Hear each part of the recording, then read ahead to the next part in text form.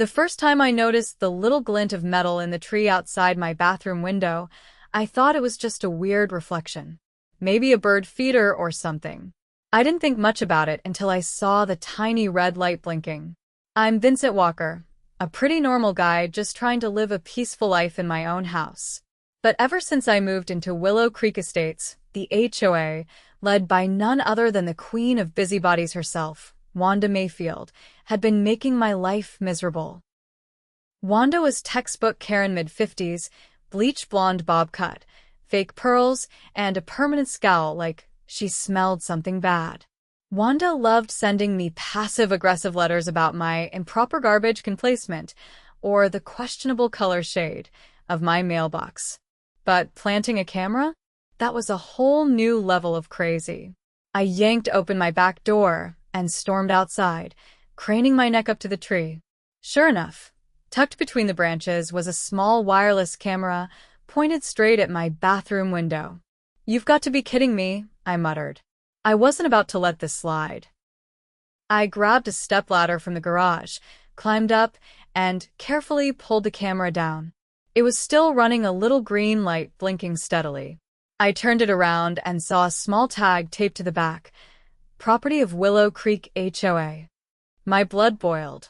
Later that evening, I saw Wanda waddling down the sidewalk, clipboard clutched to her chest like it was a sacred relic.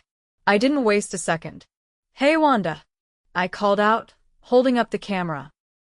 She stopped dead, her eyes widening for just a second before she plastered on that fake, tight smile she always used when she knew she was caught. "Vincent, dear," she cooed. "Is there a problem?" "Yeah, Wanda. Why is there a camera pointed at my bathroom window?" She huffed, like I was the crazy one. "It's for community safety. We've had reports of suspicious activity on your property." "In my bathroom?" She blinked rapidly, clearly scrambling for an excuse. "Well, you can never be too careful. HOA protocol. Pretty sure spying on someone's bathroom isn't in any HOA handbook." Her face twisted, the mask slipping. "If you have nothing to hide, you shouldn't be worried." That was it. I wasn't going to argue with her on the sidewalk like some soap opera character. I had the camera. It had her HOA's label. And I knew exactly where to go next. I headed straight to the police station with the camera zipped up in a plastic bag. When I explained the situation to the officer at the front desk, his eyebrows shot up so high they practically disappeared into his hat. "You're saying an HOA board member installed a camera facing your bathroom?" "Yup. Got it right here." He took the bag, examined the camera, and scribbled something down. "That's a serious invasion of privacy. Potentially a felony, depending on what's on the footage." "Good. Let Wanda try to weasel her way out of this one." Detective Rourke met me in a small interview room lined with faded blue wallpaper and the low hum of a flickering fluorescent light. He wore a brown leather jacket that looked older than me and carried a clipboard under one arm. Without preamble, he dropped into the chair across from me and switched on a small recording device in the center of the table. "Walk me through everything," he said, tapping his pen against the clipboard. I recounted the whole sequence, finding the blinking red light, discovering the camera's label, confronting Wanda, and her bizarre justification about community safety. Rourke listened without interrupting, occasionally scratching notes in a messy scrawl. When I finished, he leaned back, exhaling slowly. "You did the right thing bringing this in immediately. Tampering with surveillance equipment in a private residential setting without consent is a serious offense, especially near sensitive areas like bathrooms." He stood, gathering the camera and the evidence bag. "We'll pull the footage. If there's any personal recording, especially of private activities, we're looking at unlawful surveillance charges. Possibly even peeping Tom statutes." Before he left, he added, "And based on what you've told me, this isn't just civil. This is criminal." I drove home with my hands gripping the steering wheel tighter than necessary. I had expected a fight, but Wanda had crossed a line so severe, even the police were treating it like a major offense. The next few days crawled by. I kept my head down, avoiding unnecessary interaction with the neighbors. Word had started to spread, though. I caught snippets of whispered conversations when I took out the trash or mowed the lawn. People clustered in tight groups around mailboxes, exchanging wide-eyed looks whenever they saw me. On the third day, a knock rattled my front door just after lunch. 2 officers stood there, one of them holding a manila envelope. "Mr. Walker," the taller one said, "we wanted to let you know personally. We obtained a warrant, searched the HOA's office space, and seized additional recording devices." "What?" I asked, eyebrows shooting up. "Turns out, the camera you found wasn't the only one. We discovered 4 others installed around the neighborhood, 2 facing private backyard patios, and 1 aimed at a teenage girl's bedroom window." My stomach twisted. "Jesus." The officer nodded grimly. "We're charging Wanda Mayfield with multiple counts of unlawful surveillance. Possibly more, depending on what the full footage reveals." He handed me the envelope. Inside was a formal notice confirming that I was listed as a key witness for the prosecution. Court dates, contact information for the district attorney's office, everything laid out cleanly. As they left, I stood in the doorway for a long time, the envelope heavy in my hand. This wasn't just about me anymore. Wanda had been systematically violating a whole community's privacy. Later that afternoon, a battered green sedan rolled to a stop in front of my house. Out stepped Frank Delaney, a retired firefighter who lived 2 doors down. He was the kind of man who always wore denim overalls and a baseball cap, rain or shine. "Vincent," he called out, trudging up my driveway. "Got a minute?" I nodded, motioning him toward my porch. He sat heavily on one of the chairs and ran a hand through his gray hair. "Heard what's going on. You did us all a favor." I didn't realize how bad it was, I admitted. Frank let out a low whistle. "Wanda's been poking her nose where it doesn't belong for years. We all figured she was just an annoying busybody. Never imagined she'd go full-on creep." He leaned in, lowering his voice. "There's talk about dissolving the HOA. That got my full attention." Frank continued, "We're organizing a community meeting. No more letting one person bully the entire neighborhood. You coming?" "Wouldn't miss it," I said. The meeting was scheduled for the following Saturday evening at the local community center. The atmosphere when I arrived was electric. Neighbors who usually nodded politely now greeted each other with handshakes, claps on the back, even a few relieved hugs.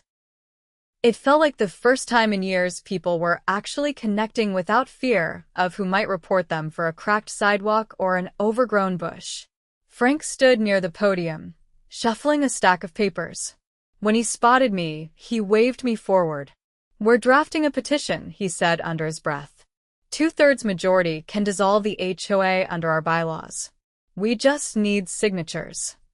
One by one, residents stepped up to the microphone, sharing their own stories about Wanda's overreach. Mrs. Patel described how she received daily citations for having non-regulation potted plants on her porch. A young couple explained how Wanda had fined them hundreds for unauthorized gatherings when their toddler's birthday party overflowed onto the sidewalk. When it was my turn, I approached the microphone, heart hammering against my ribs. "I moved here thinking this was a community," I said, voice steady. "Instead, it became a surveillance state. No one should have to fear being watched in their own home." The room erupted in applause. People were tired of control, tired of paranoia, tired of Wanda. By the end of the night, we had more than enough signatures. Frank collected the petition with a satisfied nod and promised to file it with the county clerk first thing Monday morning. Meanwhile, Wanda's world was crumbling. She had been arrested the previous afternoon, an image of her being led away in handcuffs already circulating on the local news. Reporters hounded the neighborhood for soundbites, while her house sat dark and silent, a foreclosure notice slapped onto the front door within 2 weeks. Apparently, the HOA had been funneling fines into a separate, discretionary fund, managed solely by Wanda. With the police digging deeper, it turned out she had embezzled tens of thousands of dollars over the years. Fines for mailbox colors, garden gnomes, and supposed unauthorized paint jobs had quietly padded her pockets. The district attorney added embezzlement and wire fraud to her growing list of charges. At her arraignment, Wanda looked nothing like the imperious figure who once roamed the streets with her clipboard. Her hair was limp, her designer clothes replaced with a standard orange jumpsuit. Her lawyer tried to argue that Wanda had acted out of a misguided sense of community duty, but the judge wasn't buying it. Bail was set too high for her to pay, without access to her frozen accounts. As for Willow Creek Estates, things changed fast. Without the oppressive thumb of the HOA, neighbors actually started working together voluntarily. We organized potlucks, helped each other with home repairs, and mowed each other's lawns without a single fine or passive-aggressive note. One afternoon, while repainting my fence a bright shade of blue that Wanda would have hated, Frank wandered over with a cold beer in hand. "Looks good," he said, clinking his bottle against mine. "Feels good," I replied, leaning back to admire the work. For the first time since moving here, this place actually felt like home. The weeks following Wanda's arrest were a whirlwind of activity. Without her iron grip, Willow Creek Estates felt like a shaken snow globe, the pieces settling into unfamiliar but promising patterns. New faces emerged as leaders. Frank, of course, but also Mrs. Patel's eldest son, Arun, who had recently passed the bar exam and naturally took up the role of neighborhood legal advisor. One Saturday morning, Frank knocked on my door holding a thick envelope. His expression was grim, a sharp contrast to the relaxed atmosphere that had been growing. "You need to see this," he said, handing me the package. Inside were copies of financial documents, ledger sheets, bank statements, even emails. At the top was a sticky note with Arun's neat handwriting, "From seized HOA records. Prepare for a fight." Leafing through the papers, my stomach twisted anew. It wasn't just petty fines and hidden cameras. Wanda and a few of her trusted board members had been running a full-blown racket. They had been inflating maintenance costs, forging signatures on contracts, and funneling the excess into offshore accounts. "I thought it was just about power," I muttered. "Turns out it was about money, too." Frank crossed his arms. "They bled this neighborhood dry for years. We're going after all of them." Later that afternoon, the community center buzzed with angry conversations. Arun stood at the front, a whiteboard behind him covered in bullet points. "We have a solid case," he said, scanning the crowd. "Wire fraud, embezzlement, racketeering. The district attorney's office is already investigating. But we also have the right to file a civil suit to recover stolen funds." Murmurs rippled through the room. People glanced at one another, nodding. Mrs. Patel raised her hand. "Will it cost us more money?" Arun shook his head. "I'm doing this pro bono, and the district attorney's case will lay most of the groundwork. We just need to show up, give statements, and stay organized." The unity in the room was unlike anything I'd ever seen.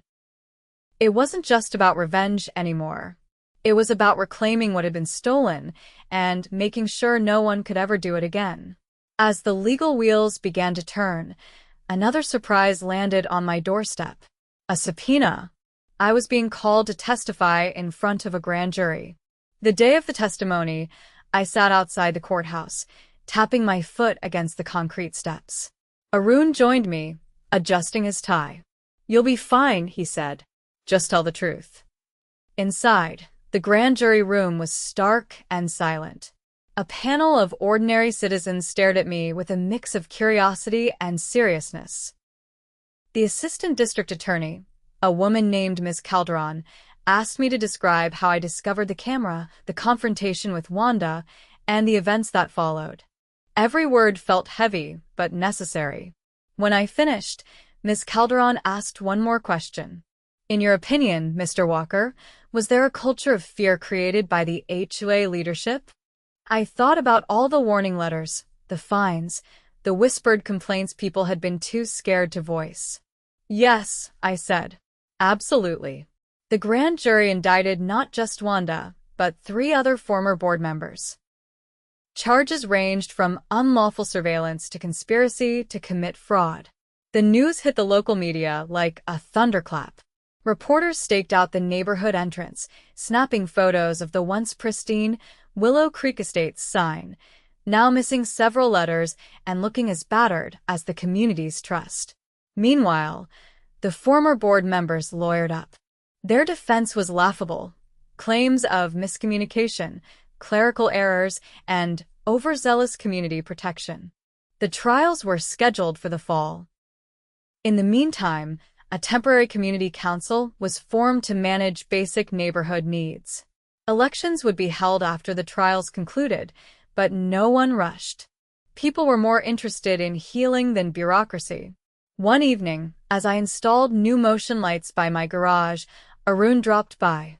He held a battered shoebox. Found something else in the HOA archives, he said, handing it over. Inside were dozens of photographs. Not just of me, but of dozens of neighbors in their yards, walking their dogs, hosting small gatherings. Some photos had timestamps and notes scribbled in the margins. My jaw tightened. They were building files on us. Looks that way, Arun said. We're adding it to the evidence.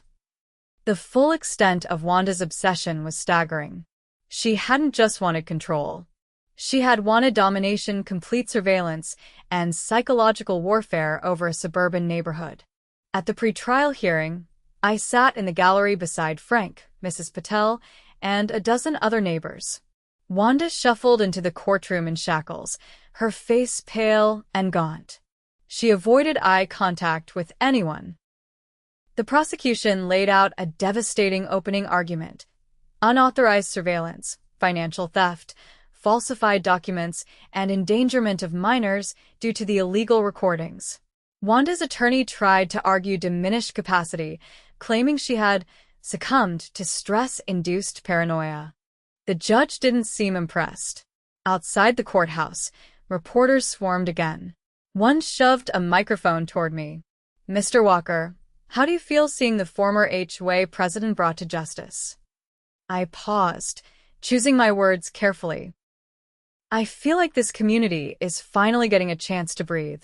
Over the next few weeks, plea deals started rolling in. 2 of the former board members flipped, offering testimony against Wanda in exchange for lighter sentences. As a result, the full scope of the HOA's corruption came to light. They had been pocketing insurance payouts after faking damage reports, charging residents for non-existent repairs, and even pressuring a disabled veteran to sell his home under threat of fabricated fines. At Wanda's sentencing, the courtroom was packed. The judge didn't hold back.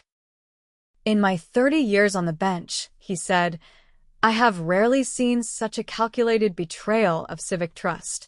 You weaponized authority, invaded privacy, and exploited your neighbors for personal gain.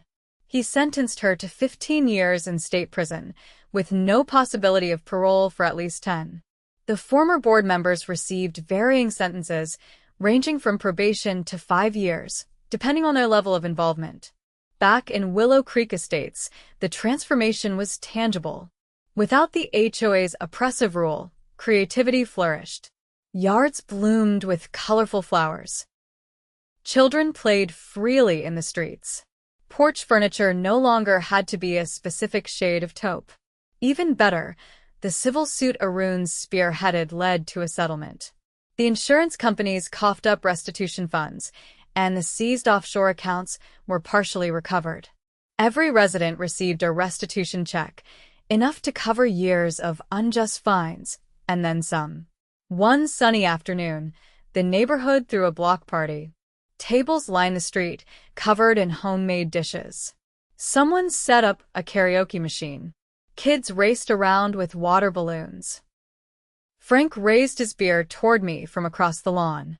Arun waved from the grill, flipping burgers with a wide grin. For the first time, Willow Creek Estates wasn't just a name on a fancy sign. It was a real community. And it had taken standing up to a tyrant to make that happen. The warmth of the late afternoon sun stretched across Willow Creek Estates, but the golden light did little to soften the lingering tension. Though the community had begun to heal, the full extent of Wanda's malicious grip still unraveled in unexpected ways. A week after Wanda's sentencing, I received an unexpected call from Detective Rourke. His voice was clipped but urgent. "Vincent, we need you to come down to the station. There's something you need to see." When I arrived, he led me to a small, windowless room where a laptop sat open on a metal table. Without a word, he pressed play on a video file. The footage was grainy, but the scene was clear. Wanda, seated at her old HOA desk, flipping through residents' personal files. Contract agreements, mortgage documents, even medical records. She wasn't just monitoring us. She had been compiling dossiers, complete with financial histories and private health information. "This goes way beyond surveillance," Rourke said, his jaw tight. "Identity theft, unlawful possession of protected information were adding federal charges." I leaned against the wall, swallowing hard. How did she even get her hands on this stuff? "We believe she bribed someone at the county records office. We're working with federal investigators now." The revelation sent another shockwave through the neighborhood. A mandatory town hall meeting was called, this time organized by the interim council.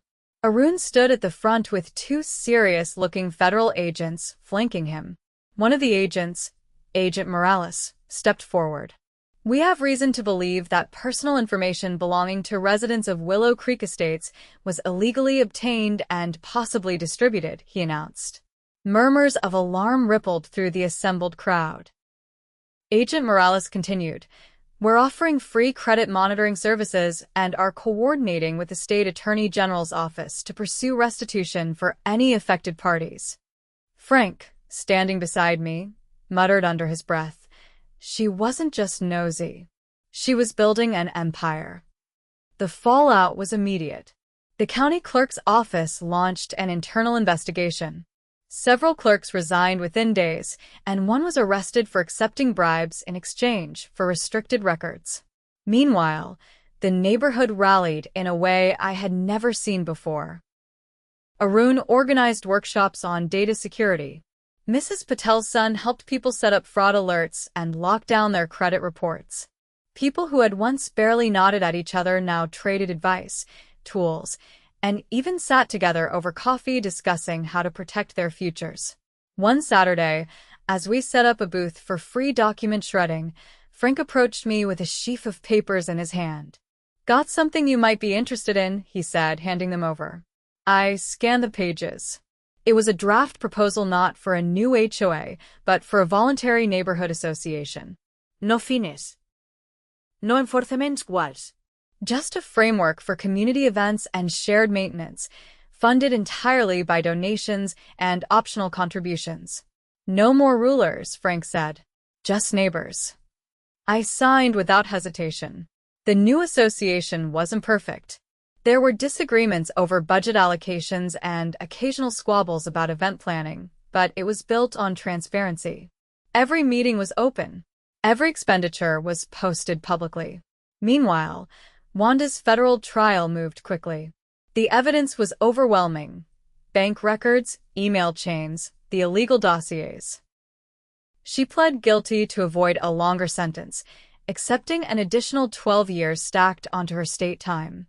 The judge overseeing the federal case delivered a scathing rebuke. "You exploited your community for personal gain, violated their trust, and placed them at significant risk. You are a danger to any position of authority and will be treated accordingly." Wanda's final sentence totaled 27 years. She would not see the outside of a prison for a long time. As part of the restitution order, the government seized her personal property. Her home, vehicles, and remaining bank accounts were liquidated. The proceeds were distributed among the residents she had harmed, providing an unexpected financial windfall for many. Instead of using the money for personal luxuries, the community voted to rebuild the local playground, install new streetlights, and create a scholarship fund for neighborhood kids. One crisp autumn afternoon, we gathered for the playground's grand reopening.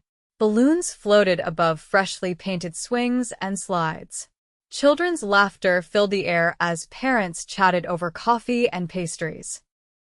I stood near the edge of the crowd, sipping a cup of cider, when Arun joined me. "You know," he said, gesturing at the scene, this is the real victory." I nodded. "Not the court battles. Not the settlements. This." He grinned. "We turned her fear into our freedom." Later, as the sun dipped behind the rooftops, Frank climbed onto the newly repaired gazebo with a microphone in hand. He cleared his throat, and the chatter faded. "I just want to say," Frank began, "we've been through hell. We were watched, fined, bullied, and stolen from. But we stood up. We fought back. And we won." Cheers erupted, echoing down the street. Frank raised his hand for silence. "This isn't just about what we lost. It's about what we found. We found each other."